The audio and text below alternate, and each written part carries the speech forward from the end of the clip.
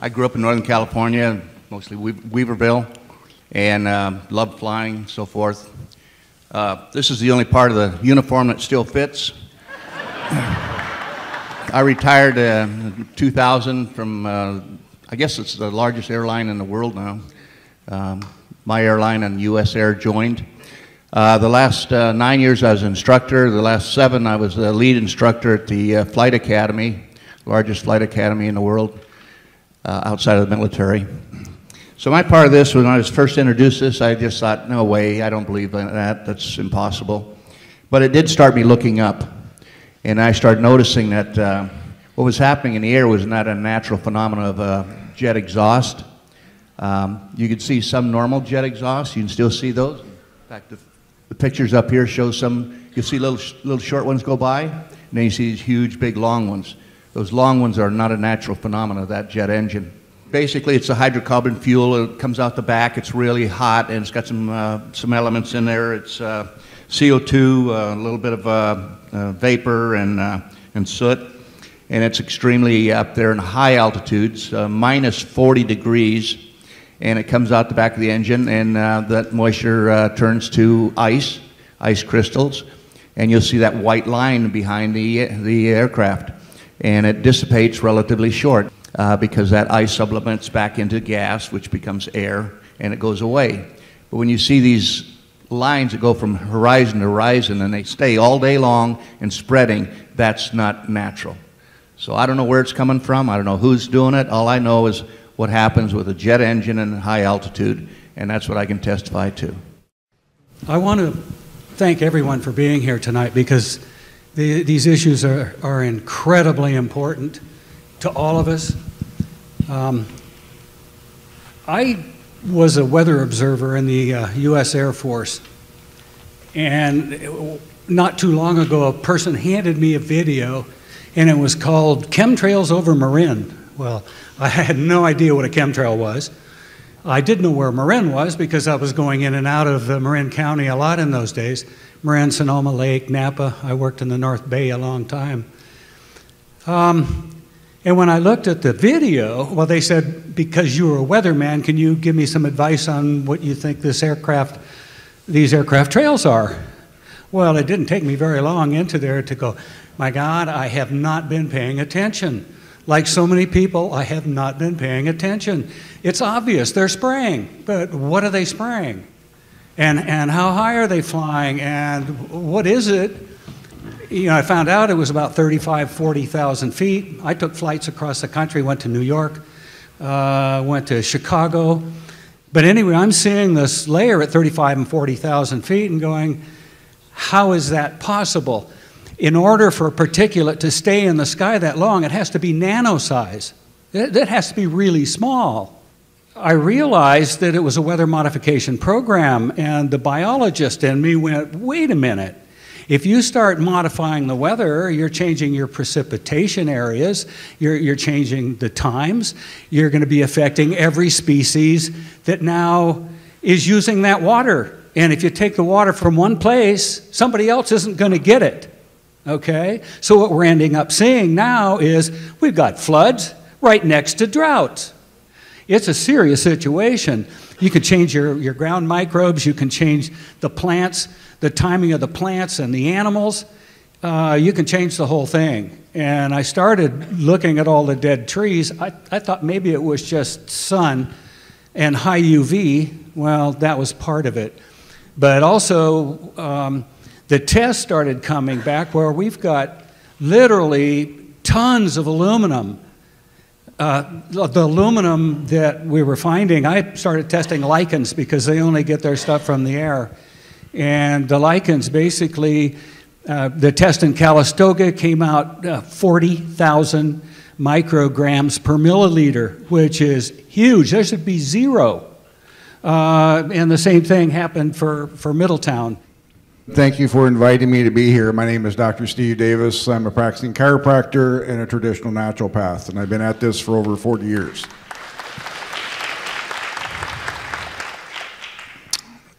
We have an epidemic of DNA damage.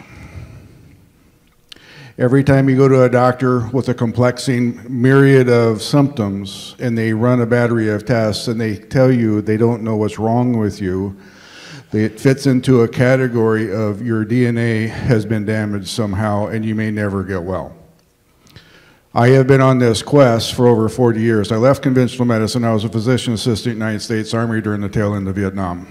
And when I saw the drama that was going on in Vietnam, and I saw the issues that were happening with our healthcare, I left conventional medicine, went looking for natural medicine to cure those that were in these terrible states. In the DNA damage, you can look up on any Google site and you'll see radiation, chemicals, minerals, toxic elements, or the cause. We live in a sea of ongoing toxic soup, and we all are affected. It is a frog experiment gone bad.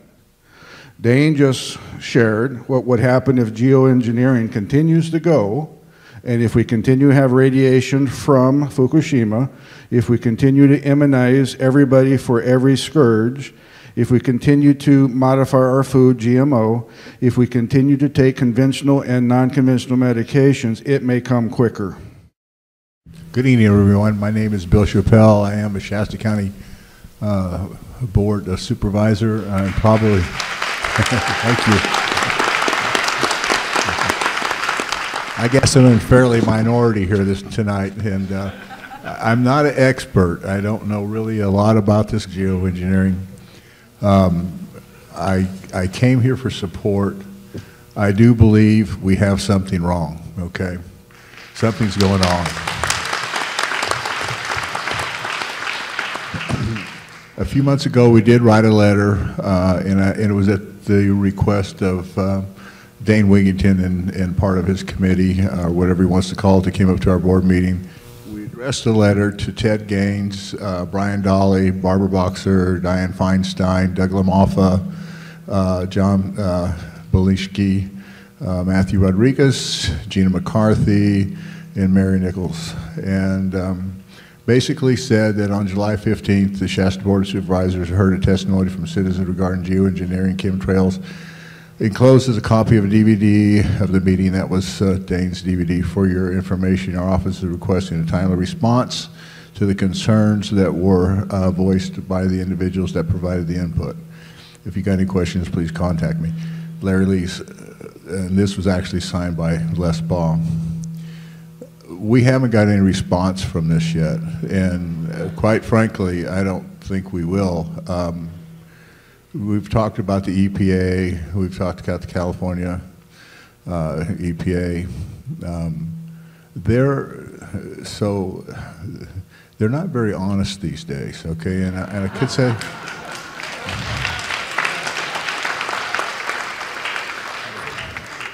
they're somewhat corrupt. I did get some email in my office that they thought I was a Looney Tune for coming here, you know, and they won't vote for me again or whatever, so that kind of happened. But I did get a letter the other day, which was oddly enough, was the date October the 9th, and it was, we received it in our board office October the 20th, and this is basically addressed to the supervisors. It says, "Dear supervisors, Pacific Gas and Electric Company, located at 77 Beale Street, San Francisco, California, 94105, will continue a weather resources management project, cloud seeding, during the 2014-2015 winter in the Lake Amador, Butte Valley Reservoir, Mountain Meadows Reservoir watersheds.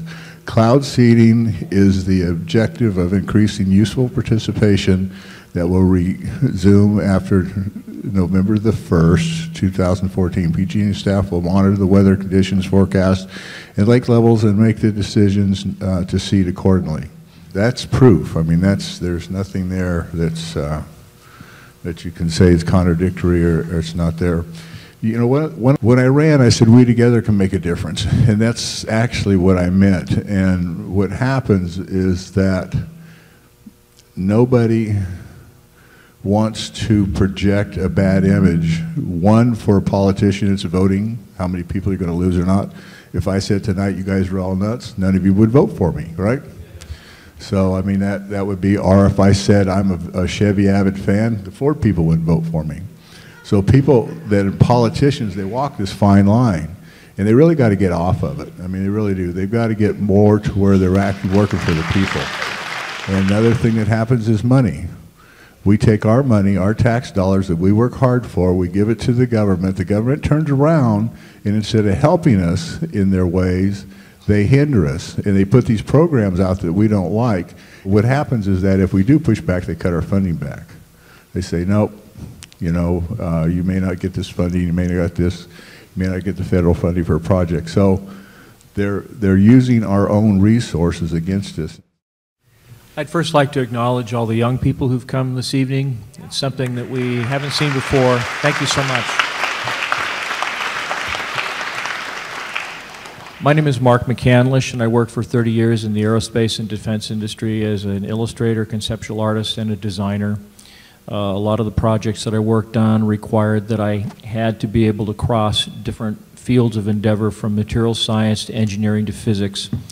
So naturally, when these things started happening in the sky, and many of the defense contractors and aerospace companies that I work for design and build aircraft like Boeing, McDonnell Douglas, Rockwell, I began to become curious about what was going on. I was skeptical at first. I honestly didn't believe there was anything to the idea of chemtrails. Then around 2001, there was a headline in the newspaper. Now, this headline came 2 days after a sequence of heavy spraying over the Redding area, and I noticed the trails were persisting for most of the day. And that headline said, "Area hospitals report dozens of patients claiming respiratory distress." And that's when I began to suspect that there was something going on. So I began using the internet, like probably many of you have, and I began looking for what the materials were that were being used and why. Now, there's an awful lot of technical material behind what you're seeing. For one thing, these particles, these nanoparticles that are being put into the air, not only help to shield the ground from the sun and block and reflect the sunlight, which can change the temperature of the air mass below that, make it cooler, make it come together and compress, but it can also be bombarded with microwave radiation from the ground. And if you match the frequency of these particles in just the right way, these particles will begin to heat up in the air, and that heat is transferred to the surrounding air mass. Now, it only has to be a mild amount of heat. It can be 135 degrees. But if you have countless, trillions of these particles suspended in the air that are all being painted with this signal, they will all heat up at the same time, and they will carry that air mass and all the moisture that's in it to a higher altitude where it will condense and become a powerful low-pressure system. Now, people question whether it's possible to manipulate the weather, to steer the jet stream. You have to remember that when you put a coating over a surface and it cools down the air mass below that, the air comes together, it condenses. When you heat up the air mass, it rises and expands. And so by controlling where and when these events occur, you can actually control the flow of the jet stream. A few years ago, it was discovered that the amount of snow that fell in the Himalayas near Mount Everest would actually control where the jet stream went over the course of the following year. And that's just one location on the planet. But if you have thousands upon thousands of planes spraying this material in different regions around the world, all at the same time, you can just imagine the amount of chaos that this will throw into the weather system for the entire planet. Now, the other side of this, of course, is the toxicology, the toxic effects that these materials have. Now, if this ball right here was a red blood cell, something you can't even see without a microscope, you could line 50 of these particles up next to a single red blood cell. That's how tiny they are. They can be absorbed right through the skin, and of course there's almost no filtration system that you can wear that will prevent these things from being introduced into your body during respiration. It was an Air Force study United States Air Force study that was conducted between 1993 and 2001. It was called In Vitro Toxicity of Aluminum Nanoparticles in Rat Alveolar Macrophages. Sounds real technical, but all it says is aluminum nanoparticles have a toxic effect on the white blood cells, part of your immune system that exists right in your lungs, in the alveoli, the little air sacs that expand and contract when you breathe. Okay, this is your first line of defense against infection.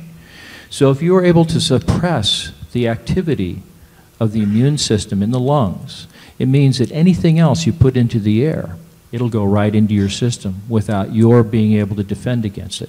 This is why it is so serious, not just at a toxic level, but as an epidemiological situation in terms of infection. And with this scare that we're having now about Ebola, you can just imagine what might happen if the wrong material gets sprayed in the air. Greetings, I am Francis Wayne Mangels. I live in Mount Shasta. Qualifications first and then a little bit. Bachelor of Science with Honors, International School of Forestry at Missoula. Master of Science Zoology, Montana State University. Psi Sigma Pi Scholarship in Community Service, California Community Colleges credential. How about that? Mensa International. And the next step that's a magnitude above that, Intertel. God dang. Yeah, I'm 10 times as good as a Mensa. How about that? But the thing I want to tell you about is I'd like you to, I've got data about biology. I've got some observations here about stuff we've actually seen and have proven. There's another website out there by John White where I debunked the debunkers, the people who told me it was BS's range, wildlife, and some of the stuff I'm seeing is pretty disheartening. Now, I'd like to get on to some of the people that got questions here now, so I'm cutting this a little bit short, but I hope you got good questions, because by golly, we sure have answers up here.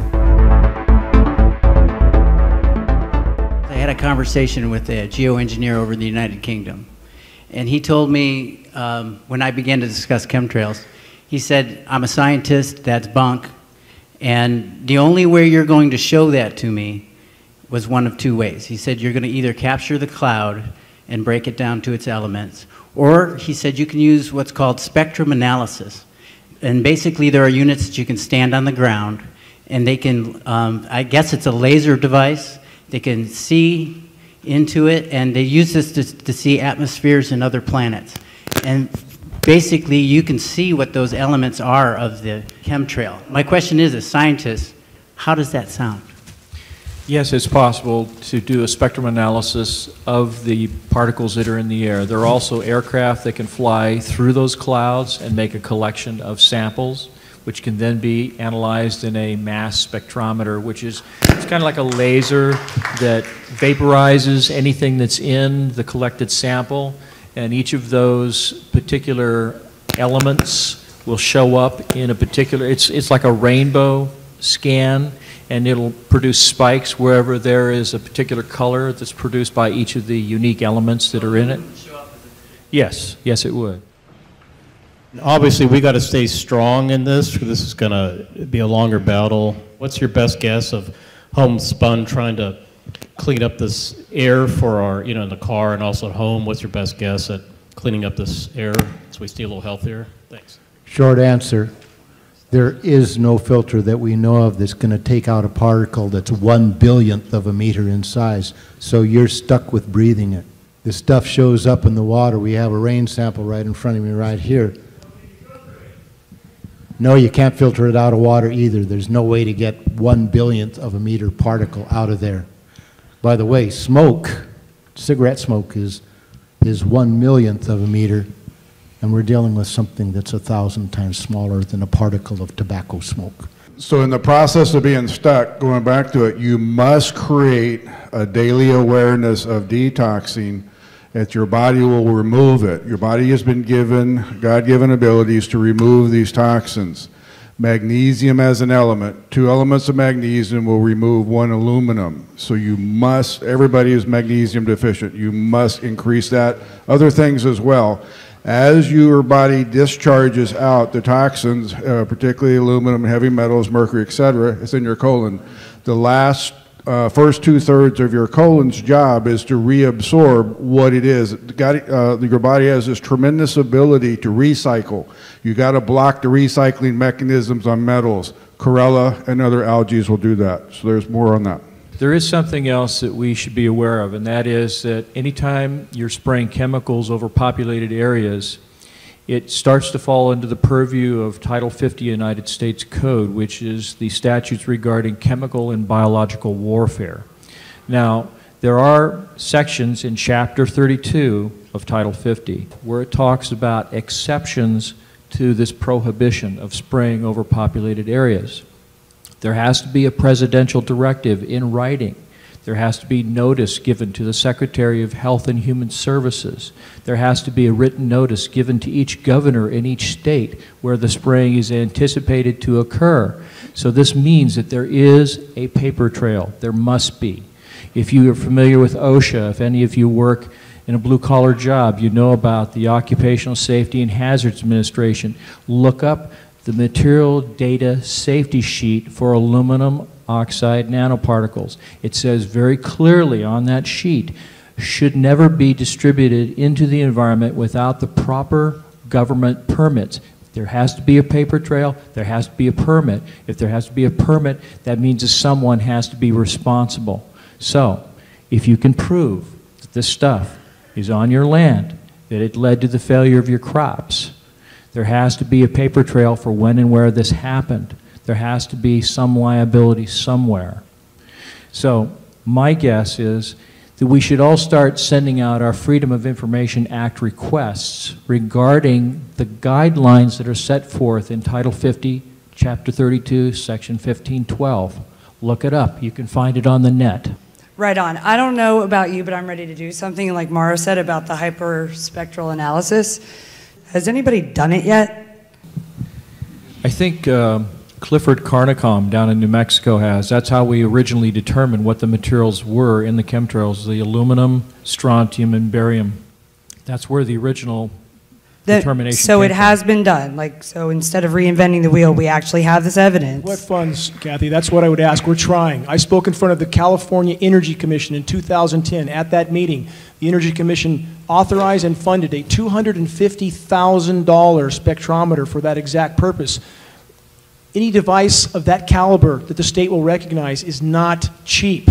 I don't have $250,000, and this is where people must understand the degree to which information is being covered up. I served information at that meeting to the state's top scientists. It's the last we ever heard of any of this. That meter is who knows where.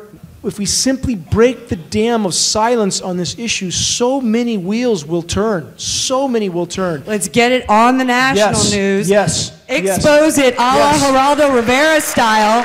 Say, here we go. We're on national news. It's an event. That will put us on the radar. I wholeheartedly agree with Kathy. Thank you. It's going to take the pressure of the people.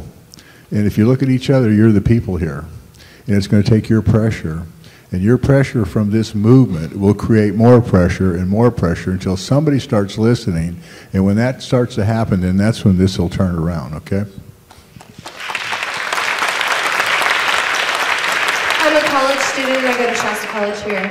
And I think you need to get a group of college students going to every university. That needs to be a mission. I would be a part of that. I would lead that. There's other activists here I hope you connect with before you leave.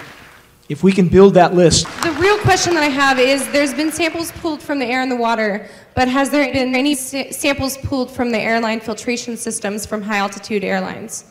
As far as collecting samples from aircraft of the chemtrails and trails that are being left by other aircraft, yes, there is a company, I believe it's called Atmospheric Analytics Incorporated.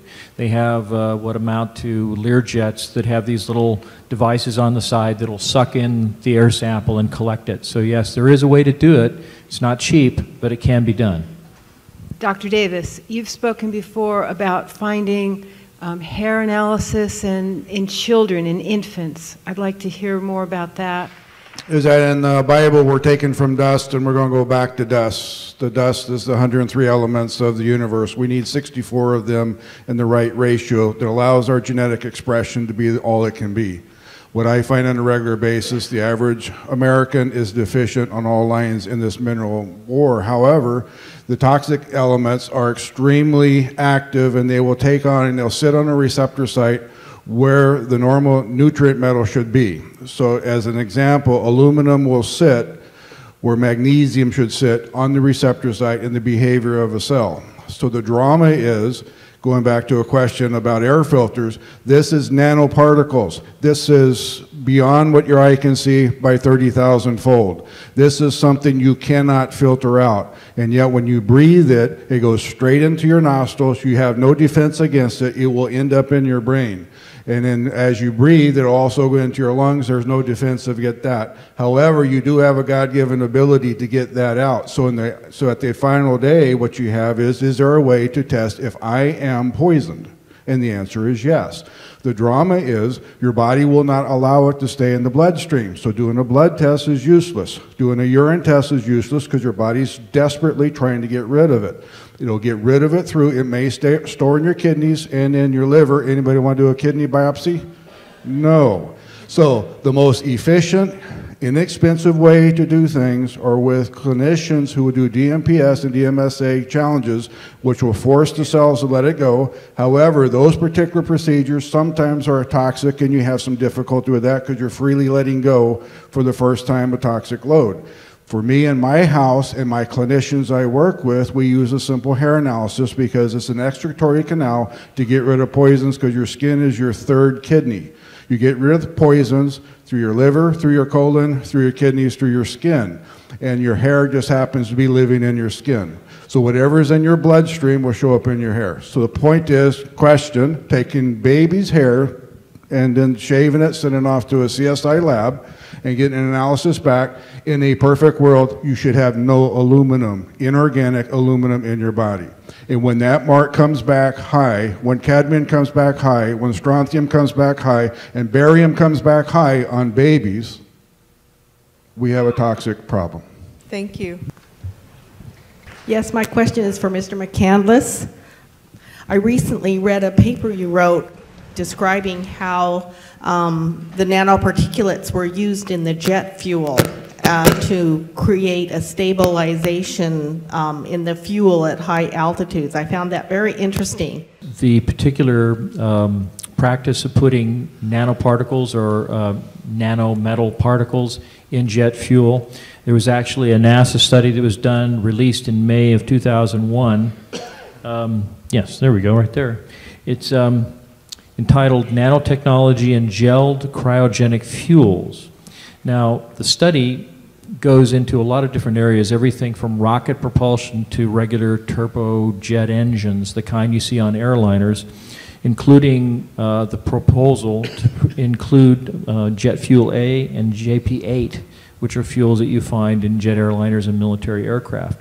The idea is that if you have oxide-coated aluminum, that is 2 atoms of aluminum and 3 atoms of oxygen, when it's consumed in the combustion reaction, it releases all that oxygen and it produces a much more efficient combustion. Of course, the aluminum metal comes out the exhaust pipe afterwards, and it winds up being in part of the trail.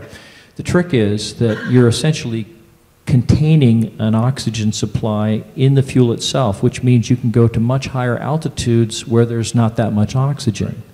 It gives you an advantage militarily. It gives you an advantage as a commercial carrier because you can go much further on less fuel. The problem is, eventually it comes down as fallout that we breathe. First of all, I want you to bring up, I'd like to bring would be the correlation between HARP and the enhancement that HARP does to the geoengineering. Most people have heard of the HARP facility. It's an ionosphere heater. The acronym is High Frequency Active Auroral Research Program. But there are at least, we believe, 2.5 dozen of these large ground-based facilities around the globe, an unknown number of smaller RF transmitters. They appear everywhere on the radar. And the radio frequencies are a huge part of the climate modification. So we're all walking antennas at this point, literally. We're more conductive. The atmosphere over the continental U.S. has been measured at 400% its historic conductivity. All this enhances the RF frequencies. And again, in the case of HAARP, we're talking about 3.5 billion watts, billion with a B. There are no studies on much of the long-term effects, but these, as Mark explained very well, this is part of how they move the air masses around. Mark explained that extremely well. So these are completely connected aspects of climate engineering. You can't separate the two. So there's a lot of aspects to it other than the trails that we see so visibly. None of them benevolent and none of them in our best interest. And a biological effect to this, just so that you'll know, is that the more aluminum is in your body, the more sensitive you are to these fields. And what happens is we're seeing more and more people being energetically sensitive so that they can't even walk through a mall and other places or hold cell phones and whatnot because they themselves have become, I remember when I came to Reading in '85, we only had a couple of TV stations, we put aluminum foil on the antennas. You're now the new aluminum foil. I live in Reno, Nevada, and you had on your website an interview with the guy that was a director at the Desert Research Institute. The day after that interview happened, the sky was waffled even more than normal. And well, the bottom line was he said that silver dioxide is not harmful to the body, and that's the only thing they use in cloud seeding. And the thing that I've noticed after living in Reno for 4 years is that the more they seed, the less it rains, and wanted to know why that is. When you put these particles into the air, because they're so small, moisture and ice crystals have a tendency to naturally gravitate towards these particles. If you heat the particles up, you can then carry the moisture to a higher altitude where the jet stream will carry it further downstream like a conveyor. So you can prevent the rain from falling where it would normally fall. That's one of the reasons. And because they're preventing the rain from falling right here in California, anywhere on the east of the Mississippi, when it's got to rise again, they're getting rained on like hell. So all that stuff following in Tennessee and Arkansas is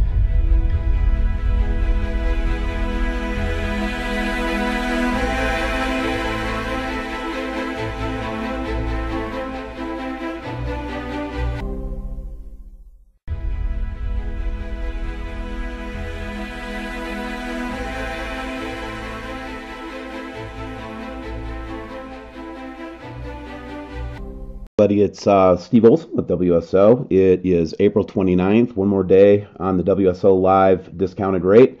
Don't forget to go check that out before that sale ends. Today, though, this is a picture from this morning, and the big red halo is just a very common feature of our sky now. People don't even question it anymore. We're going to talk about that a little bit later this morning after I show you a few good pictures.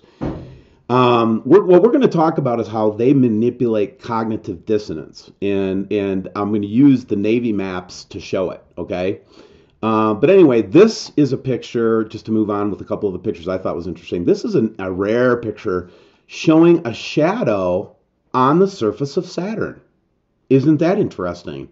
It's a donut-shaped shadow. It's very unclear. It's very hard to see. But that is, but in terms of the size of the planet and the size of the shadow, this would be like the size of the Earth. You know what I mean? So it's huge.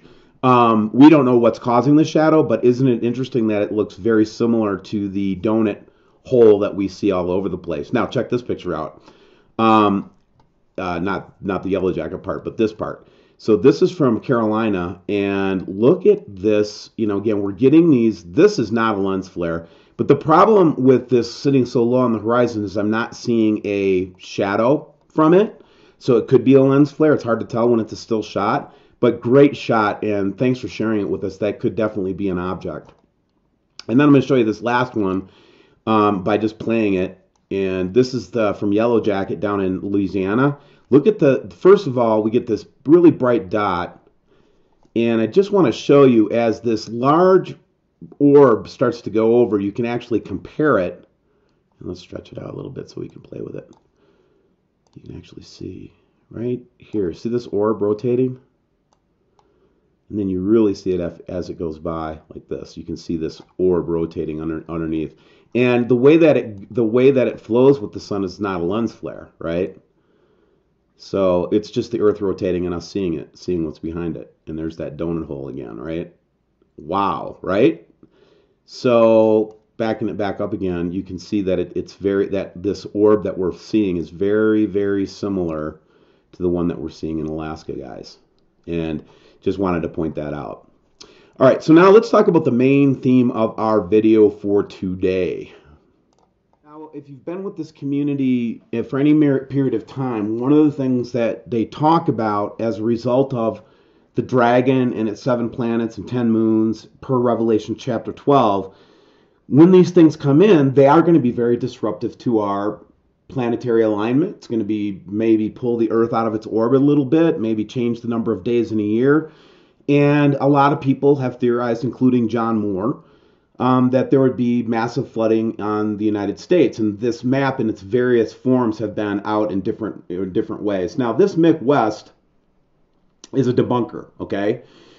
And what Nick is saying, Mick in this 2014 article is, he's debunked this because he has shown several different maps and several different times where people said that this is going to happen. Here's one where a guy named Scallion said that this example, the prediction of the United States finding itself in this kind of a configuration in 1993. We see it in 1994, 95, 96. We see it in 2000. We see, these different maps. In fact, if you go to the internet and pull it up, you're going to find more than enough information on what the United States will look like after this event is over with, after the sea levels rise and after the polar ice caps melt and all that kind of stuff. Now, here's the thing. He's saying he's debunking it because he can point to several people that said it was going to happen and it didn't happen. That sounds like Noah to me. And let me tell you what I mean by that. Just because people are getting this is why I hate dates so much. This is why I hate people trying to predict a date. If this does happen, this Navy map happens, which I believe it's going to happen, because it's inevitable. The ice caps are melting. We are going to have more water in the ocean. It's just a simple math thing. It doesn't have anything to do with anything other than the sea levels are going to rise. It's just as simple as that. When is this going to happen? I don't know. Is it already starting to happen? Yes, it is already starting to happen. We're already seeing low-lying areas flooding. But here's my point. My point is he didn't debunk anything. What he did was he took something that people were studying and then said because it didn't come true, it's debunked. And that's why dates suck, okay? Let me give you an example. Here's an article in the Star, Rare Cosmic Alliance heralds 3 days of darkness. And by the way, I haven't seen the date on it yet. But let's see, when is it going to say? Usually it's September 23rd is when they say this is going to happen. And then they'll usually throw in some prophetess or something like that to add credibility to it, okay? They have been predicting 3 days of darkness for every September 23rd since I've been in this community, okay? It's bullshit, okay? They don't know. And there's a lot of offsetting technologies right now that we've deployed to try to minimize the effects of any of this stuff when it does happen. So what are they doing when they keep pounding this 3 days of darkness and end of days and everything? What they're doing is they're trying to desensitize you by having a date come and go over and over and over again. What happens is people will lose interest and move away. So if you were in the last 2016, September 23rd, 2016 deal, you would have believed that we were going to get hit by an asteroid on September 23rd every year since like 1960. But anyway, the point being is these events, cosmic alignments, asteroids, let's go to the near Earth approach, right?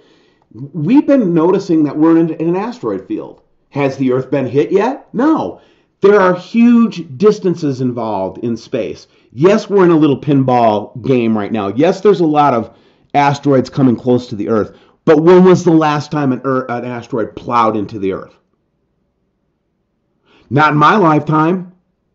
Not in your lifetime. Yeah, we had the events in Russia, near misses, things like that, where we saw the power of an asteroid. But think about it, guys. If you're going to predict that an asteroid's going to hit, that means that you will have to predict an event that hasn't happened in several, if not, centuries, okay? where an asteroid has actually made a penetrating hit on the Earth that, you know, just blew up, right? Hasn't happened in a long time. So are we in a place where it's more likely that it's going to happen? Yes, and that's what we've been trying to talk about on this channel. And these are slow progressions of things that happen in huge space. It's not something you can just, you know, just because I noticed that an asteroid's coming close to the Earth doesn't mean like tomorrow's one's going to hit. It just means you keep an eye on it. And here's the attitude you've got to have towards all of this, in my opinion, is take it all with a grain of salt. Live your life the best you can, but be prepared and don't be stupid. Be understanding that we are in a dangerous time cosmically. We're in a dangerous time as a world. We're in a dangerous time all the way around. But when hasn't it been that way? You know, in 1900, you could walk out your door and have tuberculosis that day and never be the same again. So all I'm telling you guys is things like this, like asteroid hits, planetary, magnetic, all that stuff that we talk about, yes, it's intense, it's changing, it's causing us to think there's something coming close to the Earth. We all believe that there's well, at least I do. I believe that there is a solar system or solar systems that we are sisters with, and we have to run into them every so often, and we're coming into one of those times. So could we potentially see a bombardment? Yeah, but think about asteroid bombardments, okay? Look at the distances that these things are traveling just apart from each other, right? So if you look, for example, at just this list, our LDs are all over the place. They're not necessarily traveling together as a group, and there's huge distances between them too. So yes, there is a good chance we're going to get hit with a kill shot. There is a good chance that we're going to get hit with this asteroid. But it's no different chance than it's ever been, really, if you think about it. Just because we have more volume doesn't mean it's going to happen anytime. Do I believe it's going to happen eventually? It's just math, man. It's got to happen eventually. So anyway, I went on and on and on and on, and I just wanted to bring it back to this again, and that is, just because it didn't happen doesn't mean it's going to happen. And this reminds me of the Bible where it says the last days will be like the days of Noah. I'm sure Noah had a few believers that came out there and said, it's coming next Tuesday, the flood's coming next Tuesday. They gathered around, built fires. Noah's like shaking his head. The event comes and goes, and they say, ah, ha, ha, see, it's not true. How many times do you think they did that to Noah? You know what I mean? Hundreds, if not thousands of times, okay? But one day, the event did happen. And that day, the door closed. So don't let the door close, and don't be a fool. Don't be a fool by believing everything you hear and, you know, hitting the bunker just because somebody says an asteroid's coming close. But on the other hand, don't be a fool and not know that this stuff is going on, because I do believe this is a generation that's going to have to live through a lot of crap. And with that said, I hope you guys have a great weekend. We'll be back on Monday with lots of great content. WSO Live is pumping it up. WSO will be out there cranking out the videos. And by the way, for those of you who are interested in GNN, our news network, we're on a little break right now. We're going to be coming back again. Wayne's taking a break, and we're trying to build up WSO stuff right now. And Wayne's done a couple of really good videos, guys. You got to go check them out. It has to do with the Bloodline Invader series. And just go look at our Wayne Steiger's last two videos, guys. They are freaking awesome. You got to check them out. Anyway, with all that said, I hope you guys have a wonderful day. God bless you. And here's the spiritual thought that I need you to think about, okay? Rest. What does that mean to be at rest? Have you ever been at rest? Can you put yourself at rest? Think about it.